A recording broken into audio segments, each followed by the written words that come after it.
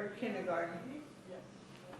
My sister and I, my mother was working, and so Susie and I stayed at a daycare center part of the day. And I left her there at the daycare center, and I went to kindergarten, walked down the street a ways, and it was a Catholic thing.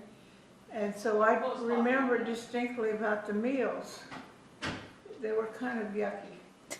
And I was smart enough to put them in my napkin and then throw them away on my way to school.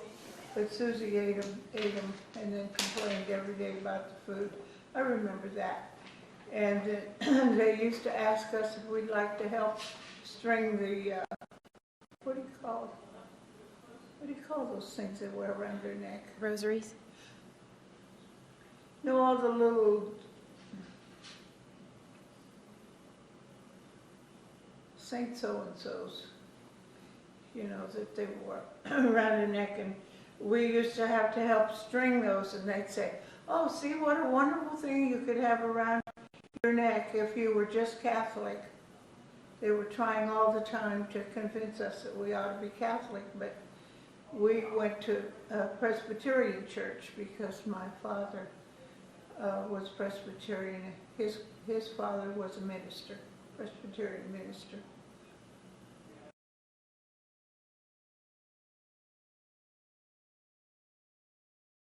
We were both working, and my mother was a waitress, which was very, very hard work. And so on Saturday, my mother and Dad would get up and do the laundry, and then my dad always had a big garden, and so he was out in the garden very early in the morning. And then on Sunday we walked to church, and they stayed. They didn't go with us. And then on Sunday afternoon we'd always took a little ride someplace. I remember that when I was pretty young.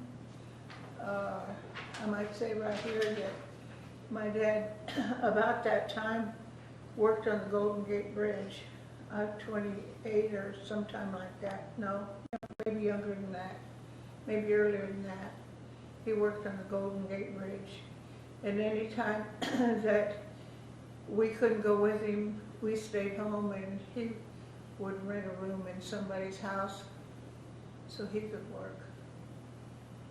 I remember when we got smallpox. My sister and I brought it home from school, and then my mother got it.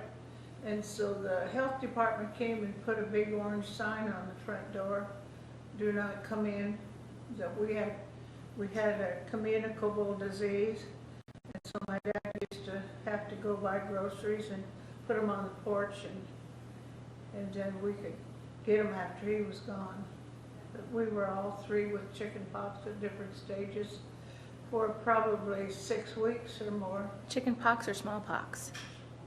Smallpox. Did I say chicken pox? No, yeah, well, no, both. it was smallpox that we were inside the house with my dad outside. But we did have chicken pox. We had measles and mumps, both kinds of measles and mumps, and scarlet fever. We had scarlet fever as well. When I got scarlet fever from school, somebody at school, I had to go to the hospital for 28 days. And then the day that I came home from the hospital, my sister went in, because I think it takes 28 days for you to develop the disease after you're exposed to it. So we were 28 for me and then 28 for her in the hospital. How old were you? Oh, probably about 8 or 9. So what did your mom do? She was still working. She worked at the Senator coffee shop in Sacramento. So she worked while you guys were in the hospital? Oh, sure. She didn't get the scarlet fever. She just got smallpox from us. So where did your dad stay? What did he say? No, where did he stay? Well, he was home home, of course, when we had the scarlet fever. But during the smallpox, did he stay at a boarding house or? Oh, I don't remember that part.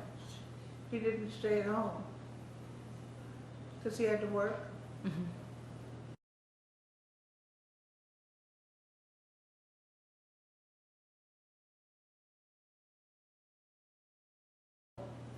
Well, since my dad was an iron worker and he worked on bridges or buildings, we traveled all over the United States doing jobs.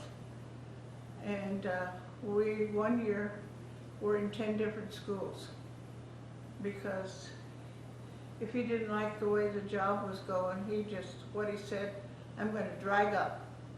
That means quit that job. Then we go on to another job. So we were in 10 schools that one year. I liked it. It seemed to be good for me because I enjoyed looking at that part of the country that we were at and kind of soaking up all of the information that I could from there. So then when I was in the 8th grade, the teacher would always ask me what a certain town was like, and I had to tell the class what Cleveland was like, or what Chicago was like, or Kansas City was like, or what Arizona was like, or California. I was always the person that had to tell what those towns were like. My sister didn't much like to move. She was very shy, but I guess I wasn't, so that's the way we were different in some ways. How many years apart are you? Pardon me? How many years apart are you and Susie? Oh, 13 months. So Only 13 super months. close. Yeah. I Tell was me. born in Alabama, and she was born in Arizona. She was born in Douglas, Arizona, which is right on the border of Mexico. She was born in a hospital, and I was born at home.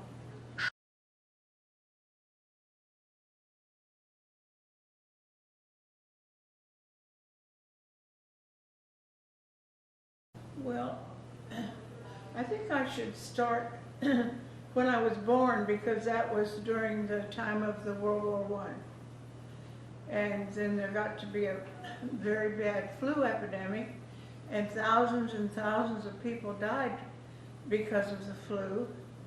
And at the time I was born, my mother was 16, and she was not due for 2 more months, and so she started having pains, and she told my aunt, I think that I'm getting the diarrhea.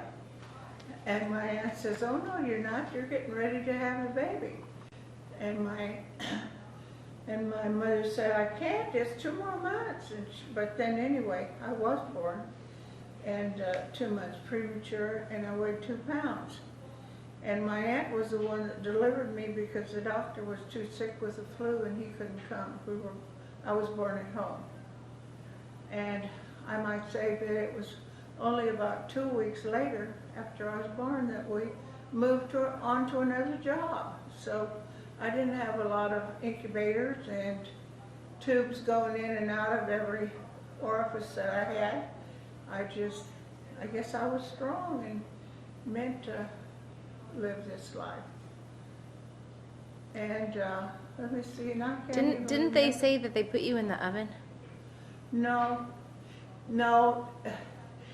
I was kind of yellow when I was born. I had jaundice, and so they asked a neighbor, what in the world should we do about this jaundice?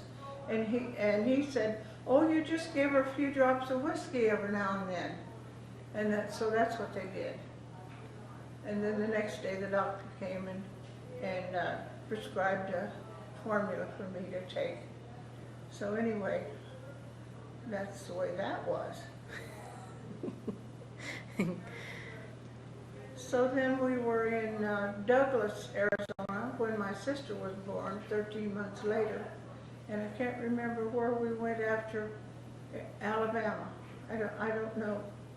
I knew at one time, but I can't remember now what my mother told me where we went. But when we were in Douglas, that's right on the border of Mexico Arizona, and my sister was born in a hospital.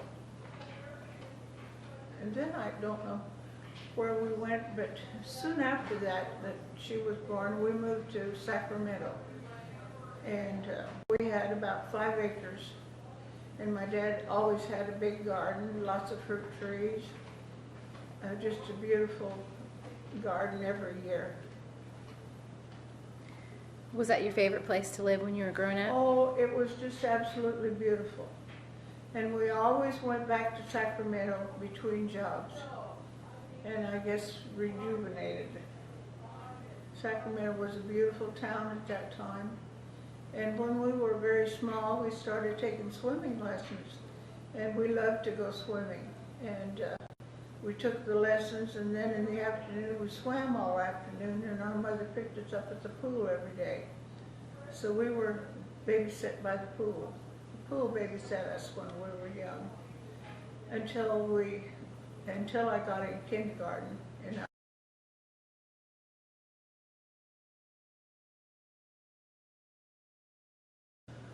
well, it was pretty tough when the Depression hit. We were in New Jersey at that time. We went to New Jersey and we couldn't find a place in town, but we did find a small house on a lake. And that's where we had so much fun because we could swim every day and we could get a boat and row all over the water there. There were a bunch of fruit trees in a little island across, and we used to boat over there and steal the fruit off the trees. And that was a good memory that we had. But when school started, we moved into town, found a place in town. And at that point, I was 12. And so then the Depression hit. Which would be 1930. The bank had something happened to the banks. I guess the stock market started, and then the banks, a lot of the banks closed. Lots of people lost a lot of money, and a lot of people jumped off buildings because I guess they lost everything and they didn't know how they could make it. Now, is that truth, or is that just what you remember reading about, or did you remember reading about it in the paper? Because I was about 12. So then we decided we needed to go back to Sacramento. And on the way back from New Jersey to Sacramento, my dad says, I don't know how I'm going to make a living. There's no more building of bridges and buildings, and so we've got to find another way to make a living. And so as we were driving through Picacho, he said, I think that we can build a service station there. And so he went to Casa Grande and made arrangements with the real estate person there. And I think that the property cost $500 for 5 acres. And so then we went back to Sacramento, and my dad went to Picacho and started to prepare the land, take off all of the bushes and trees that he needed to, because it was just a bare desert. And we went back to Sacramento, and I graduated from 8th grade there. And I was tall, very tall. I was as tall as I ever got when I was in the 8th grade, which was close to 5'9". And all the other kids were much shorter except one other girl. All the boys were very short. But they finally grew when they were in high school. Seemed like,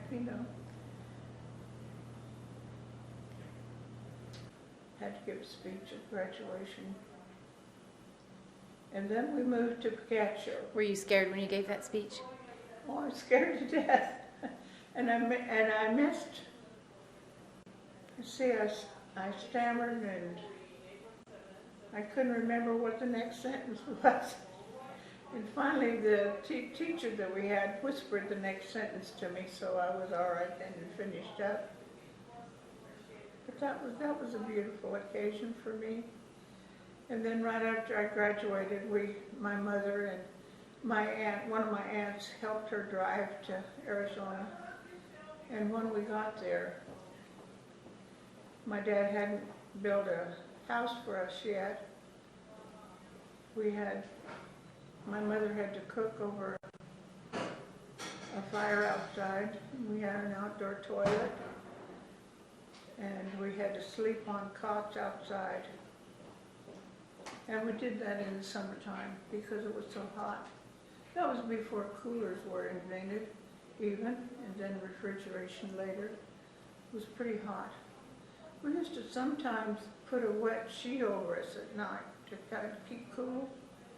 And then in the daytime, we just would sit under a tree with a wet washcloth on our face and hope that a breeze would come up. That was a cooler for us.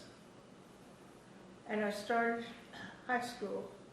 We were on the wrong side of the street to go to a closer school, and I had to ride the bus to Florence, Arizona, and that was about 40 miles.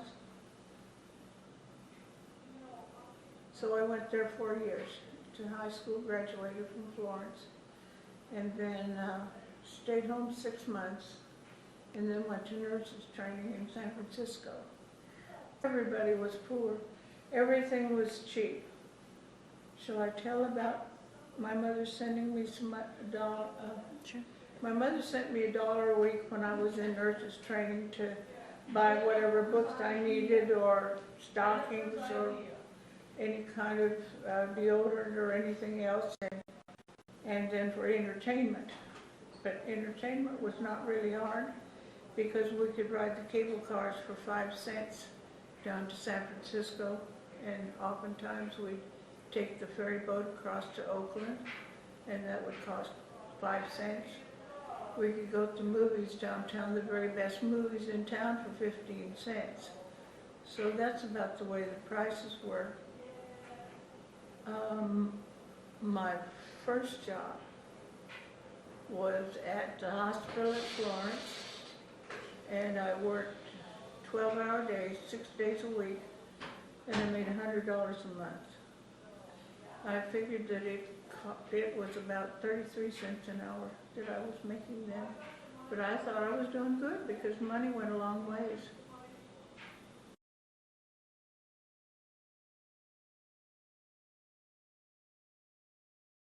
Oh, you know, we used to go to the movies once in a while on the weekends, and then we'd go for drives out in the country, and I remember mostly picking mushrooms. We used to go gather mushrooms, and of course we had all kinds of fruit off our trees, and we enjoyed helping our mother. One thing I remember when I was little in Sacramento was I would help my mother make mayonnaise. That was before mayonnaise was made at the factory. And she would whip with the egg beater, and we would pour in the oil. And my mother was so happy and gay all the time that whenever she would do something like that, she'd pretend that she was a dancer. And she was always laughing and smiling and loving us and telling us that we were absolutely the most wonderful and beautiful girls in the whole world.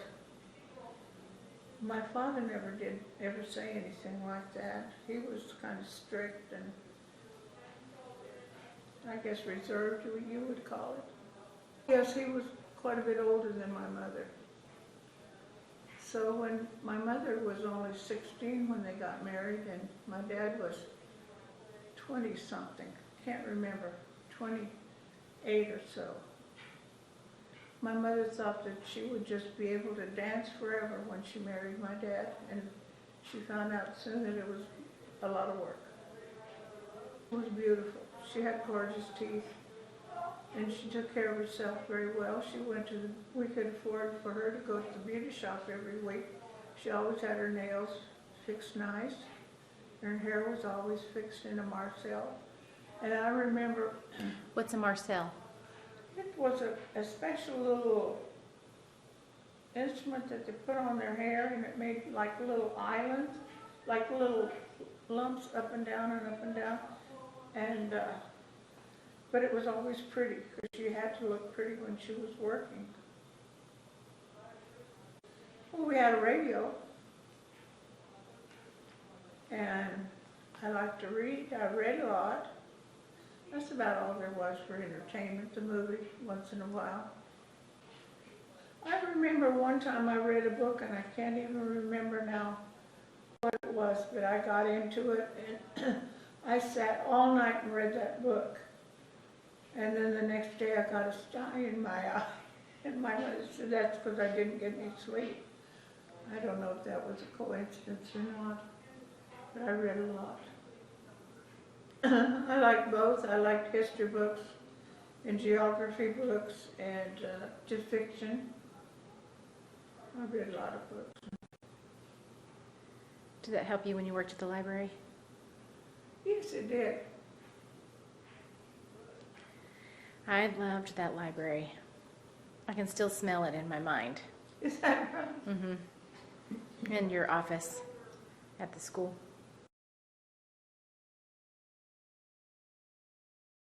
We always had a car. We usually got a new car every year. And I remember when the Model A's first came out, and it was the kind that you had to crank. My dad had to go in the front of the car and crank it to start it. That was the first car I remember we had. I must have been 5 or sometime around 5 that I remember that car. But we got a new car every year until the Depression. I think mostly it was a Chevrolet or a Ford. I can't remember which. It was always the same brand.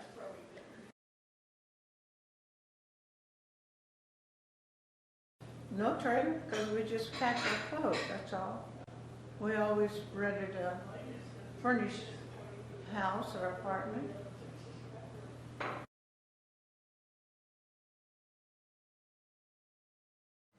Not a whole lot of money.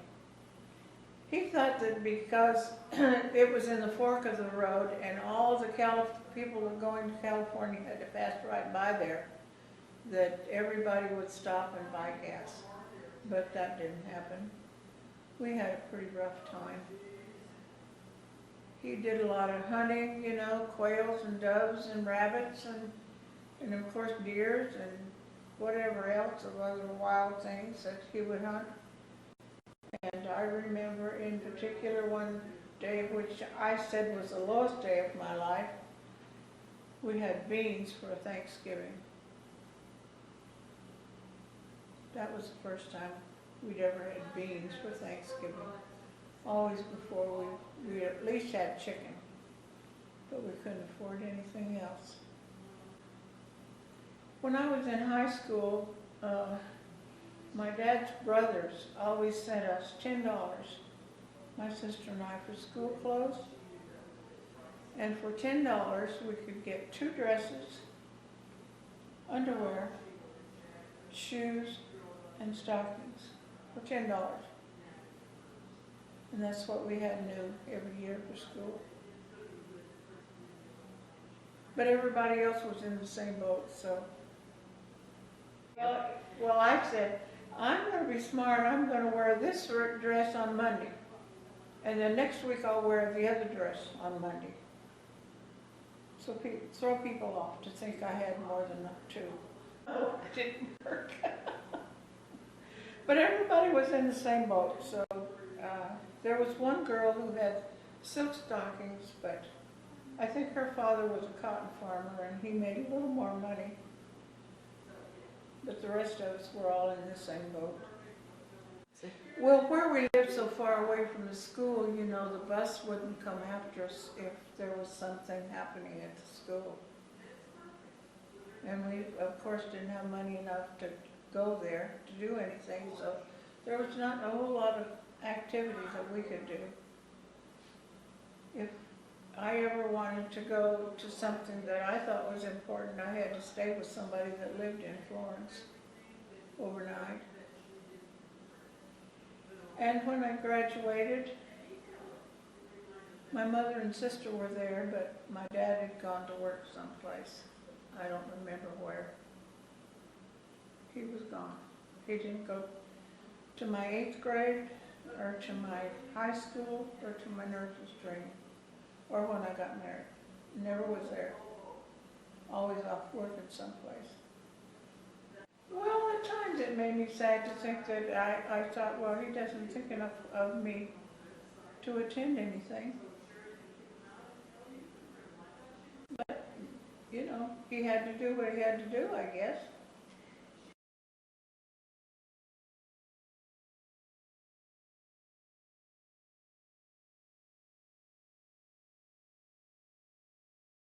One-month vacation within the 3 years that I was there. And so I came back to Picacho to see my parents that month.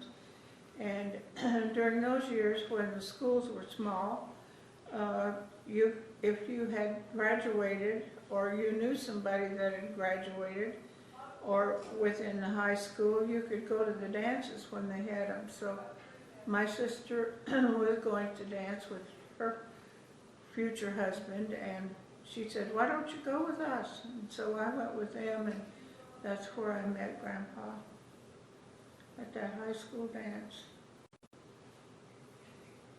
And then after I graduated from nurse's training, we started dating.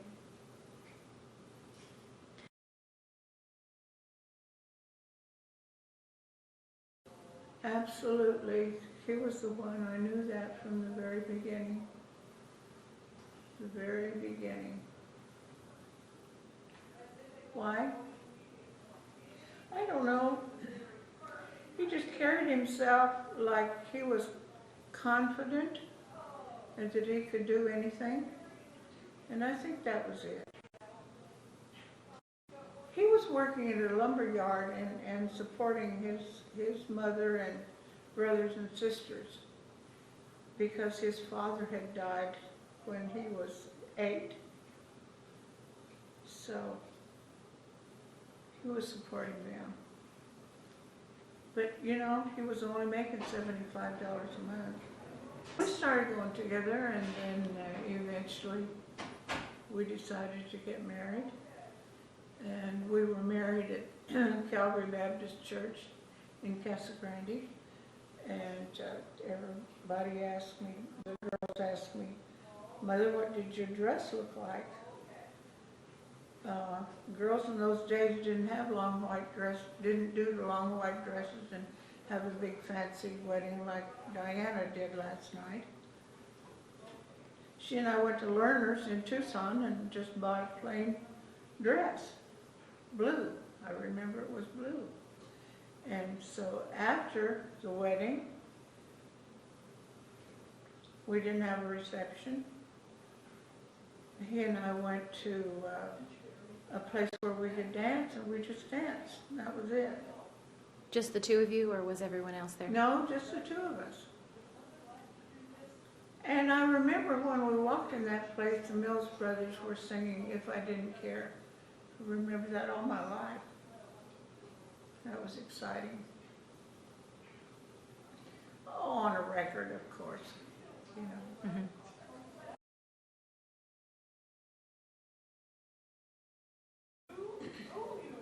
Well, he usually came over to Florence on my one day off, and then in the evening, and we always went to a dance.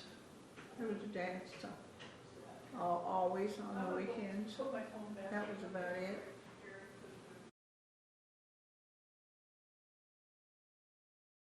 I was 21 by that time, almost 22. No escort at that time.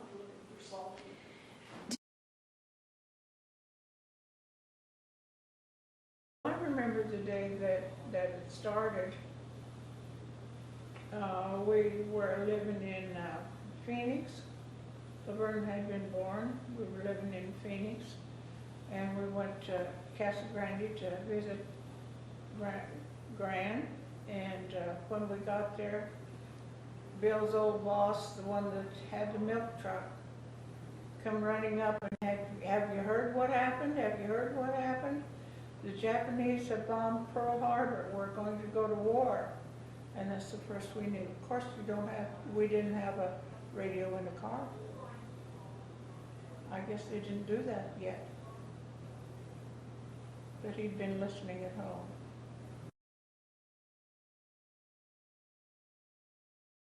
It was much worse when World War II started, because it was, you know, so many lives lost there too, and so many ships lost with men in them. The Arizona was one of the main ships that we were interested in, of course, because a lot of Bill's friends from high school were on that ship, and they drowned. 9/11 was pretty bad, of course, but I think that the World War II shook me up more. I think that my 2 cents, I think that my generation is outraged because they never had to be directly involved in a war. I mean, never, where you saw so many casualties at one point, you know? Mm-hmm.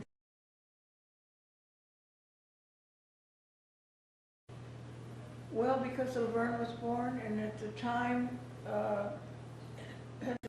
in the beginning, they didn't take men that had children. And then soon after that, we moved to Texas City, and he worked on a tin plant that was important to the war effort. And and the boss got him what do you call that? Anyway, sent papers in, so he didn't have to go. But he did get the notice to come back to Casa Grande and report. And by the time we got back to Casa Grande, the war was over. So I guess we were lucky.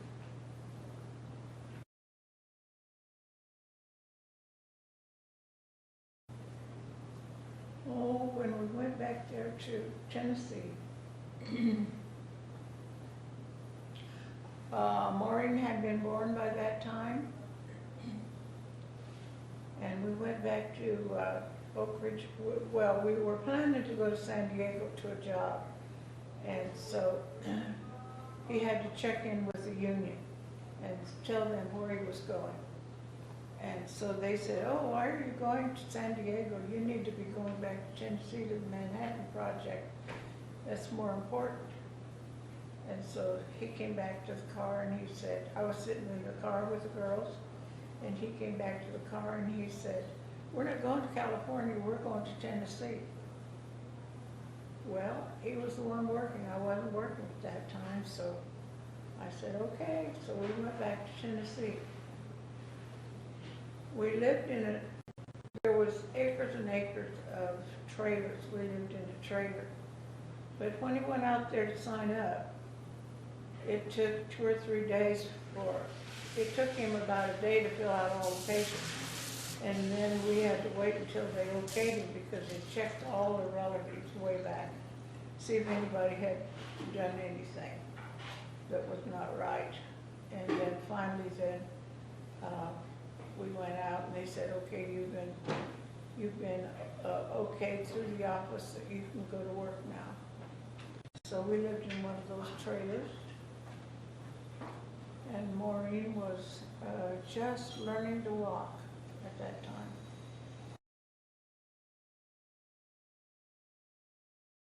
He could not tell me a thing. He said, the next door neighbor, and he couldn't talk about the job. Nobody could tell anything about the job. It was so secretive. Nobody knew what they were doing there. And eventually we found out that they were doing the atomic bomb. Eventually, like before it actually was dropped, or? Yeah, before it was, yeah. So what did you ever find out what he did? He would never tell me. He said, I had to swear that I would not even tell you. Even after? That was okay with me. It was wartime, you know, and that was a secret. And he was told he wasn't supposed to tell anything, and so I never knew. One nice thing that we did while we were there was we went to the Kentucky Derby. That was fun. There was an older couple, looked like they had quite a bit of money because they were sitting in a box. And so we walked by and they called to us and they said, "Would you like to sit with us?" And so we sat with them and they bought us a mint julep. So that's the first time I ever tasted, I guess maybe it was the last time I ever tasted a mint julep, but that was exciting. Daddy always knew the name of the horses that won, but I can't remember. I can't remember that. So then after that, after Tennessee, we moved to Texas City. And that's where Karen was born. The only Texan in the bunch. There he worked on a plant, you know, a war effort plant.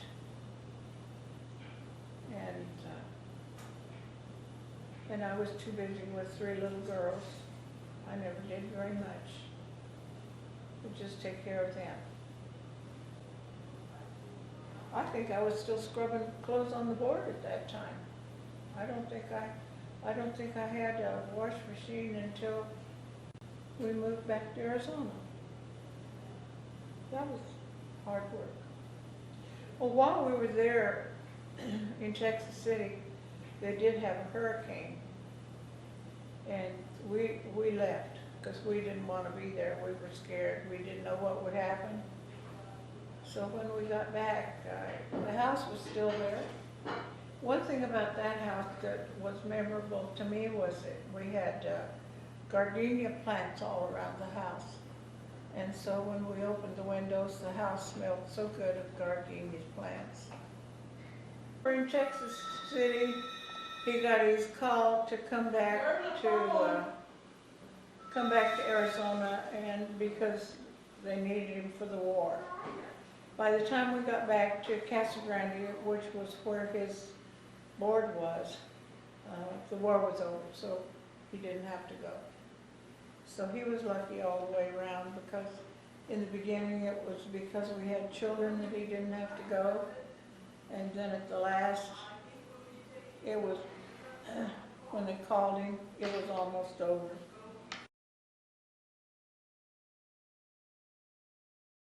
Oh, when we came back, then he and his brother-in-law, Bill Keith, started a machine shop.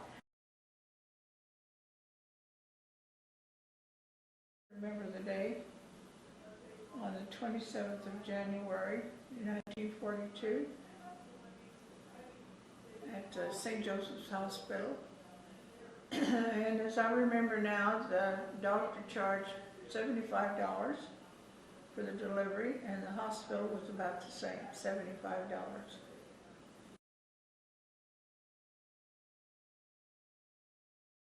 Five days. However, when I was in nurses training, the women stayed in the hospital 10 days. And they sat up beside their bed on the 9th day, and then on the 10th day they could go home, and that was really pretty hard on them, because after you stay in bed so long, it's hard. You're weak when you sit up. So then eventually, women only had to stay overnight. And one doctor that I knew had a clinic in his office, and he'd deliver the baby and they'd stay 1 hour and go. So see, times change a lot.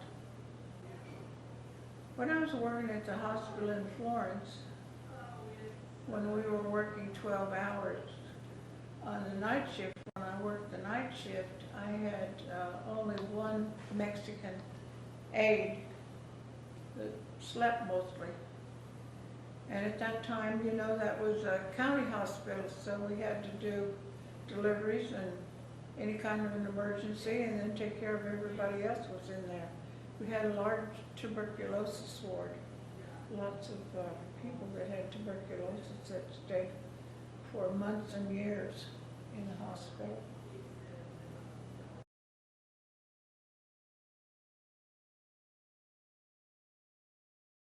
Well, of course, the computer and the television. I always thought, wouldn't it be wonderful if I could just sit in a chair that was comfortable and look at a movie and had no idea that that would ever happen. Because the seats at the movie were kind of hard. And I thought, wouldn't it be nice to have a soft chair and look at a movie? And that's what TV is. I never realized that would ever happen.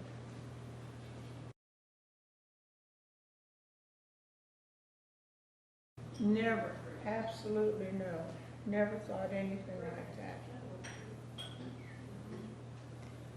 And of course, houses are very much nicer and more convenient for women, dishwasher and refrigerator. When Grandpa was 8, and during those years, you know, we didn't have a refrigerator yet. We had just what they called an ice box, and you'd put ice in the top of the refrigerator, and it would keep things cool, and the ice would melt and drip in a pan underneath the ice box. Sometimes it'd run over. A lot of times it'd run over.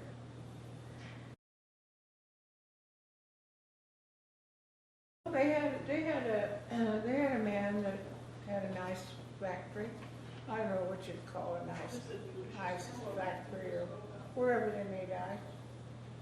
They deliver it twice a day, just like they delivered milk twice a day. And that's what Grandpa first did when he was 8, was carry the milk bottles from the truck to the house, to the doors of people's houses, because milk spoiled so quick because the icebox really didn't keep the milk cold enough.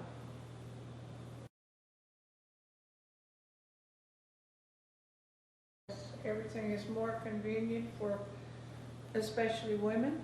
Women have an easier life because when Daddy and I were first married, I didn't have a wash machine. I had to scrub clothes on a scrub board. That was pretty hard. A lot of work.